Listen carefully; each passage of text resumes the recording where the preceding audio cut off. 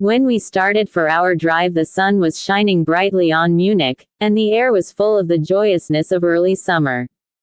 Just as we were about to depart, Herr Delbruck, the maître d'hôtel of the Quatre Saisons, where I was staying, came down bareheaded to the carriage and, after wishing me a pleasant drive, said to the coachman, still holding his hand on the handle of the carriage door, "Remember, you are back by nightfall. The sky looks bright, but there is a shiver in the north wind that says there may be a sudden storm. But I am sure you will not be late." Here he smiled and added, "For you know what night it is." Johann answered with an emphatic, "Ja, mein Herr," and, touching his hat, drove off quickly. When we had cleared the town, I said, after signaling to him to stop, "Tell me, Johann, what is tonight?" He crossed himself, as he answered laconically, "Walpurgis Nacht." Then he took out his watch, a great, old-fashioned German silver thing as big as a turnip, and looked at it, with his eyebrows gathered together and a little impatient shrug of his shoulders. I realized that this was his way of respectfully protesting against the unnecessary delay, and sank back in the carriage, merely motioning him to proceed. He started off rapidly, as if to make up for lost time. Every now and then the horses seemed to throw up their heads and sniff the air suspiciously. On such occasions I often looked round in alarm. The road was pretty bleak, for we were traversing a sort of high windswept plateau. As we drove, I saw a road that looked but little used, and which seemed to dip through. Like to drive down that road. He made all sorts of excuses and frequently crossed himself as he spoke. This somewhat piqued my curiosity, so I asked him various questions. He answered fencingly and repeatedly looked at his watch in protest. Finally I said, "Well, Johann, I want to go down this road.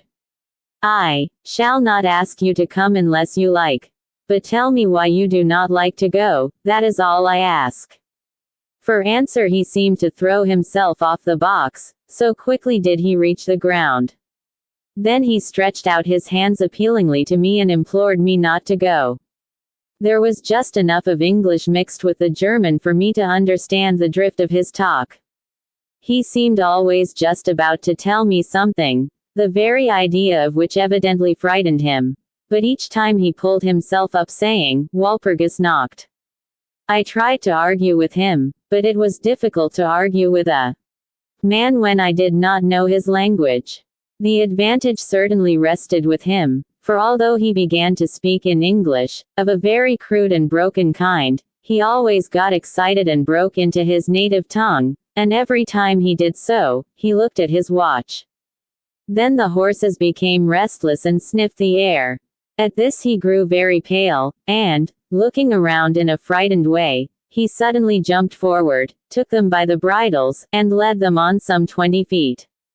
I followed and asked why he had done this. For an answer he crossed himself, pointed to the spot we had left, and drew his carriage in the direction of the other road, indicating across, and said, first in German, then in English, "Buried him what killed themselves." I remembered the old custom of burying suicides at crossroads.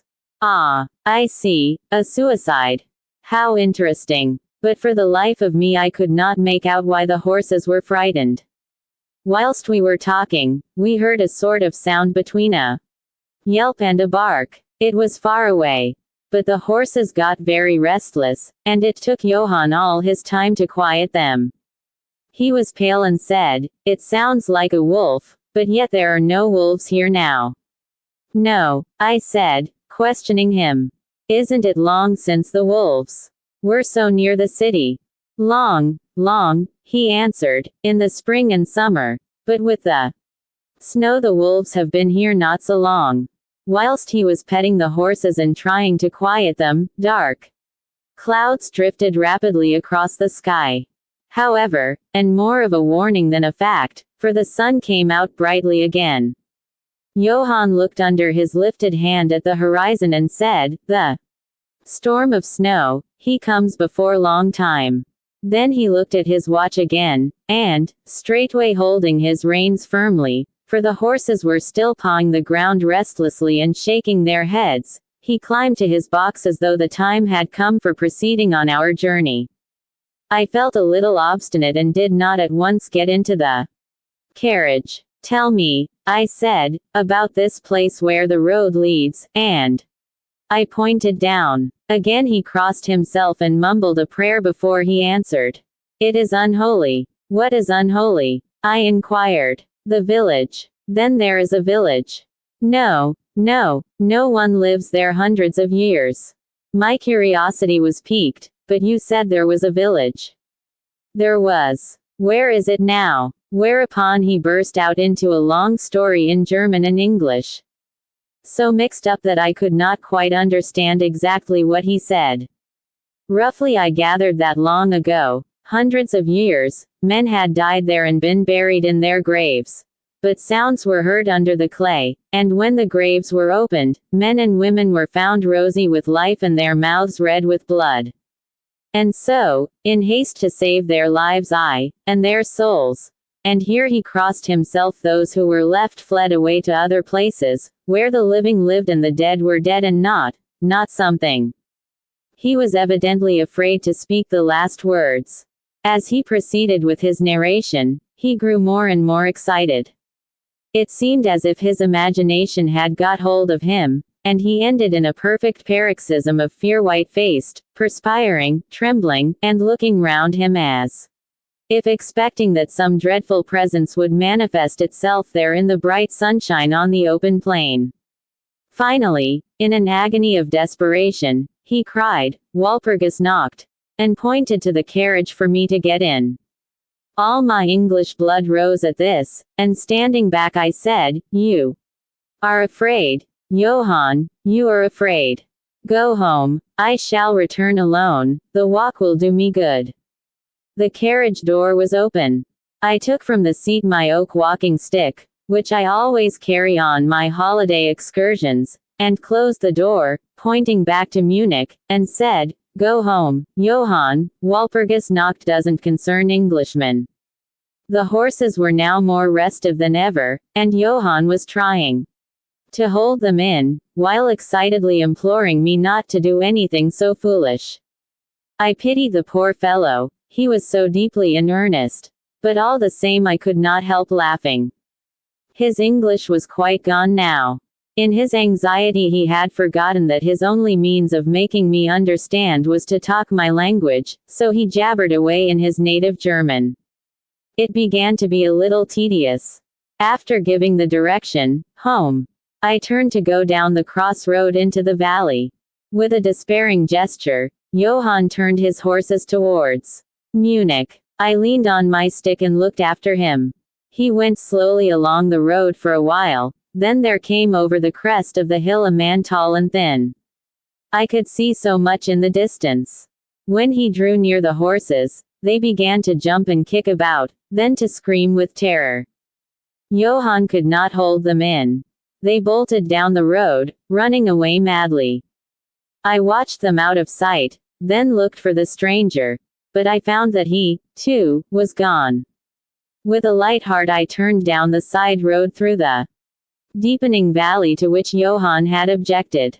There was not the slightest reason, that I could see, for his objection, and I dare say I tramped for a couple of hours without thinking of time or distance, and certainly without seeing a person or a house. So far as the place was concerned, it was desolation itself. But I did not notice this particularly till, on turning a bend in the road, I came upon a scattered fringe of wood. Then, high overhead, a sort of muffled roar. Looking upwards I noticed that great thick clouds were drafting rapidly across the sky from north to south at a great height. There were signs of a coming storm in some lofty stratum of the air. I was a little chilly, and, thinking that it was the sitting still after the exercise of walking, I resumed my journey. The ground I passed over was now much more picturesque. There were no striking objects that the eye might single out, but in all there was a charm of beauty. I took little heed of time, and it was only when the deepening twilight forced itself upon me that I began to think of how I should find my way home. The air was cold, and the drifting of clouds high overhead was more marked. They were accompanied by a sort of far-away rushing sound, through which seemed to come at intervals that mysterious cry which the driver had said came from a wolf. For a while I hesitated. I had said I would see the deserted village, so on I went and presently came on a wide stretch of open country, shut in by hills all around. Their sides were covered with trees which spread down to the plain, dotting in clumps the gentler slopes and hollows which showed here and there. I followed with my eye the winding of the road and saw that it curved close to one of the densest of these clumps and was lost behind it. As I looked there came a cold shiver in the air, and the snow began to fall. I thought of the miles and miles of bleak country I had passed, and then hurried on to seek shelter of the wood in front. Darker and darker grew the sky, and faster and heavier fell the snow, till the earth before and around me was a glistening white carpet, the further edge of which was lost in misty vagueness. The road was here but crude, and when on the level its boundaries were not so marked as when it passed through the cuttings, and in a little while I found that I must have strayed from it, for I missed underfoot the hard surface, and my feet sank deeper in the grass and moss. Then the wind grew stronger and blew with ever-increasing force, till I was fain to run before it. The air became icy cold, and in spite of my exercise I began to suffer. The snow was now falling so thickly and whirling around me in such rapid eddies that I could hardly keep my eyes open. Every now and then the heavens were torn asunder by vivid lightning, and in the flashes I could see ahead of me a great mass of trees, chiefly yew and cypress, all heavily coated with snow. I was soon amongst the shelter of the trees, and there in comparative silence I could hear the rush of the wind high overhead. Presently the blackness of the storm had become merged in the darkness of the night. By and by the storm seemed to be passing away, it now only came in fierce puffs or blasts. At such moments the weird sound of the wolf appeared to be echoed by many similar sounds around me. Now and again, through the black mass of drifting cloud, came a straggling ray of moonlight which lit up the expanse and showed me that I was at the edge of a dense mass of cypress and yew trees. As the snow had ceased to fall, I walked out from the shelter and began to investigate more closely. It appeared to me that, amongst so many old foundations as I had passed, there might be still standing a house in which, though in ruins, I could find some sort of shelter for a while. As I skirted the edge of the copse, I found that a low wall encircled it, and following this I presently found an opening. Here the cypresses formed an alley leading up to a square mass of some kind of building. Just as I caught sight of this, however, the drifting clouds obscured the moon, and I passed up the path in darkness. The wind must have grown colder, for I felt myself shiver as I walked. But there was hope of shelter, and I groped my way blindly on. I stopped, for there was a sudden stillness. The storm had passed, and, perhaps in sympathy with nature's silence, my heart seemed to cease to beat. But this was only momentarily. For suddenly the moonlight broke through the clouds, showing me that I was in a graveyard and that the square object before me was a great massive tomb of marble, as white as the snow that lay on and all around it. With the moonlight there came a fierce sigh of the storm which appeared to resume its course with a long, low howl, as of many dogs or wolves. I was awed and shocked, and I felt the cold perceptibly grow upon me till it seemed to grip me by the heart. Then while the flood of moonlight still fell on the marble tomb, the storm gave further evidence of renewing, as though it were returning on its track.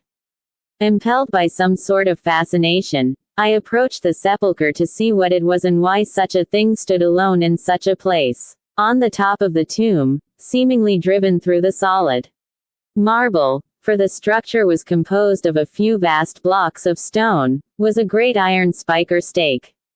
On going to the back I saw, graven in great Russian letters, "The dead travel fast." There was something so weird and uncanny about the whole thing that it gave me a turn and made me feel quite faint. I began to wish, for the first time, that I had taken Johann's advice. Here a thought struck me, which came under almost mysterious circumstances and with a terrible shock. This was Walpurgis Night. Walpurgis Night was when, according to the belief of millions of people, the devil was abroad, when the graves were opened and the dead came forth and walked. When all evil things of earth and air and water held revel. This very place the driver had specially shunned. This was the depopulated village of centuries ago. This was where the suicide lay. And this was the place where I was alone, unmanned, shivering with cold in a shroud of snow with a wild storm gathering again upon me.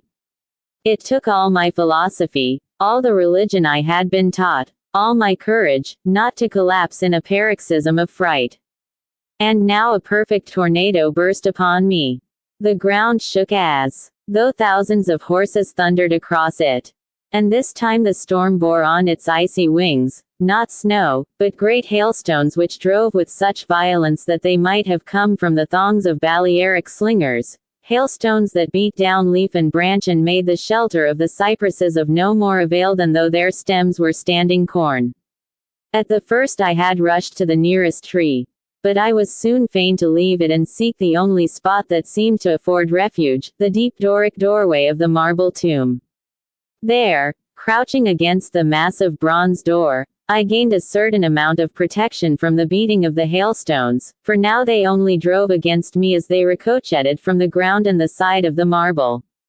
As I leaned against the door, it moved slightly and opened inwards. The shelter of even a tomb was welcome in that pitiless tempest, and I was about to enter it when there came a flash of forked lightning that lit up the whole expanse of the heavens. In the instant, as I am a living man, I saw, as my eyes turned into the darkness of the tomb, a beautiful woman with rounded cheeks and red lip. The whole thing was so sudden that, before I could realize the shock, moral as well as physical, I found the hailstones beating me down. At the same time I had a strange, dominating feeling that I was not alone. I looked towards the tomb. Just then there came another blinding flash which seemed to strike the iron stake that surmounted the tomb and to pour through to the earth, blasting and crumbling the marble, as in a burst of flame. The dead woman rose for a moment of agony while she was lapped in the flame, and her bitter scream of pain was drowned in the thunder crash. The last thing I heard was this mingling of dreadful sound, as again I was seized in the giant grasp and dragged away, while the hailstones beat on me and the air around seemed reverberant with the howling of wolves. The last sight that I remembered was a vague, white, moving mass, as if all the graves around me had sent out the phantoms of their sheeted dead, and that they were closing in on me through the white cloudiness of the driving hail. Gradually there came a sort of vague beginning of consciousness, then a sense of weariness that was dreadful. For a time I remembered nothing, but slowly my senses returned. My feet seemed positively racked with pain, yet I could not move them. They seemed to be numbed. There was an icy feeling at the back of my neck and all down my spine, and my ears, like my feet, were dead yet in torment, but there was in my breast a sense of warmth which was by comparison delicious. It was as a nightmare, a physical nightmare, if one may use such an expression, for some heavy weight on my chest made it difficult for me to breathe. This period of semi-lethargy seemed to remain a long time, and as it faded away I must have slept or swooned. Then came a sort of loathing, like the first stage of seasickness, and a wild desire to be free of something, I knew not what.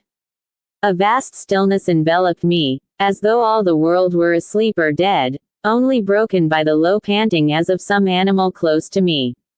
I felt a warm rasping at my throat, then came a consciousness of the awful truth which chilled me to the heart and sent the blood surging up through my brain. Some great animal was lying on me and now licking my throat. I feared to stir, for some instinct of prudence bade me lie still. But the brute seemed to realize that there was now some change in me, for it raised its head. Through my eyelashes I saw above me the two great flaming eyes of a gigantic wolf.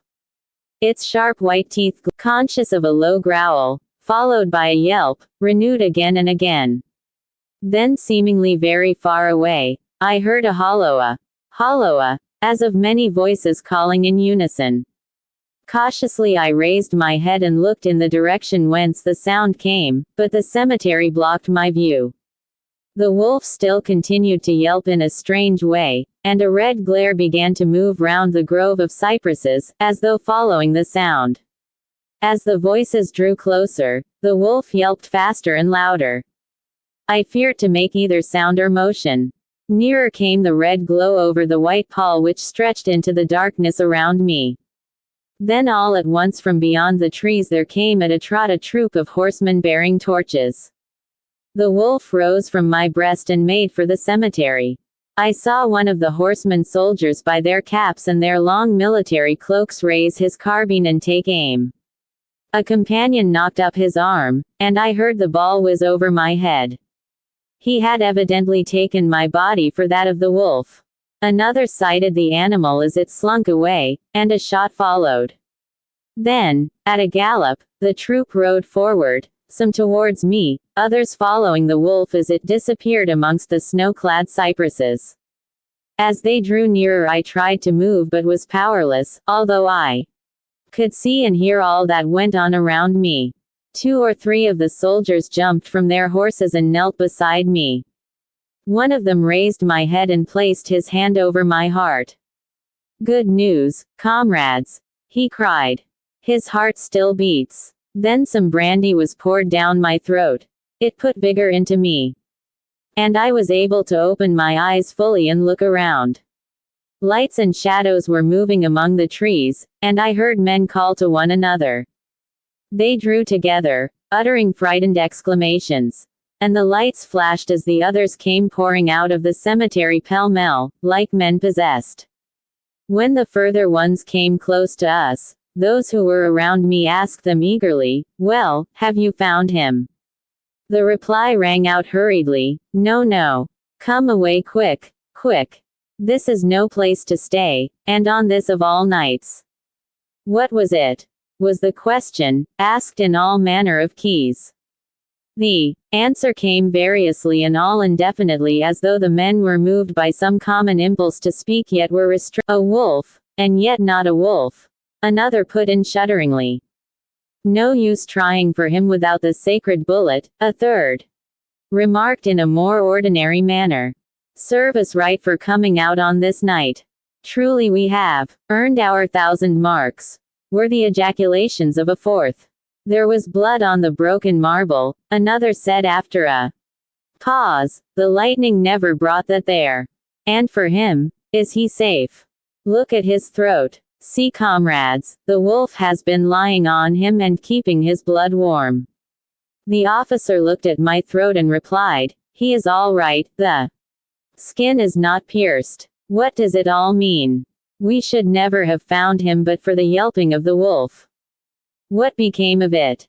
asked the man who was holding up my head and who seemed the least panic-stricken of the party, for his hands were steady and without tremor. On his sleeve was the chevron of a petty officer. "It went home," answered the man, whose long face was pallid and who actually shook with terror as he glanced around him fearfully. "There are graves enough there in which it may lie. Come, comrades, come quickly. Let us leave this cursed spot." The officer raised me to a sitting posture, as he uttered a word of command. Then several men placed me upon a horse. He sprang to the saddle behind me, took me in his arms, gave the word to advance, and, turning our faces away from the cypresses, we rode away in swift military order. As yet my tongue refused its office, and I was perforce silent. I must have fallen asleep. For the next thing I remembered was finding myself standing up, supported by a soldier on each side of me. It was almost broad daylight, and to the north a red streak of sunlight was reflected like a path of blood over the waste of snow. The officer was telling the men to say nothing of what they had seen, except that they found an English stranger, guarded by a large dog. Dog. That was no dog, cut in the man who had exhibited such fear. "I think I know a wolf when I see one." The young officer answered calmly, "I said a dog." Dog. reiterated the other ironically. It was evident that his courage was rising with the sun and, pointing to me, he said, "Look at his throat. Is that the work of a dog, master?" Instinctively I raised my hand to my throat, and as I touched it I cried out in pain. The men crowded round to look, some stooping down from their saddles. And again there came the calm voice of the young officer, "A dog, as I said. If aught else were said we should only be laughed at." I was then mounted behind a trooper, and we rode on into the suburbs of Munich. Here we came across a stray carriage into which I was lifted, and it was driven off to the Quatre Saisons, the young officer accompanying me, whilst a trooper followed with his horse, and the others rode off to their barracks. When we arrived, Herr Delbruck rushed so quickly down the steps to meet me, that it was apparent he had been watching within. Taking me by both hands he solicitously led me in. The officer saluted me and was turning to withdraw, when I recognized his purpose and insisted that he should come to my rooms. Over a glass of wine I warmly thanked him and his brave comrades for saving me. He replied simply that he was more than glad, and that Herr Delbruck had at the first taken steps to make all the searching party pleased. At which ambiguous utterance the maître d'hôtel smiled, while the officer pleaded duty and withdrew. "But Herr Delbruck," I inquired, "how and why was it that the soldiers searched for me?" He shrugged his shoulders, as if in depreciation of his own deed. As he replied, "I was so fortunate as to obtain leave from the commander of the regiment in which I serve, to ask for volunteers." "But how did you know I was lost?" I asked. "The driver came hither with the remains of his carriage, which had been upset when the horses ran away. But surely you would not send a search party of soldiers merely on this account?" "Oh, no," he answered, "but even before the coachman arrived, I had this telegram from the boyar whose guest you are," and he took from his pocket a telegram which he handed to me, and I read: "Bistritz. Be careful of my guest. His safety is most precious to me. Should aught happen to him, or if he be missed, spare nothing to find him and ensure his safety. He is English and therefore adventurous. There are often dangers from snow and wolves and night. Lose not a moment if you suspect harm to him. I answer your zeal with my fortune. Dracula." As I held the telegram in my hand, the room seemed to whirl around me, and if the attentive maître d'hôtel had not caught me, I think I should have fallen. There was something so strange in all this, something so weird and impossible to imagine, that there grew on me a sense of my being in some way the sport of opposite forces, the mere vague idea of which seemed in a way to paralyze me. I was certainly under some form of mysterious protection. From a distant country had come, in the very nick of time, a message that took me out of the danger of the snow sleep and the jaws of the wolf.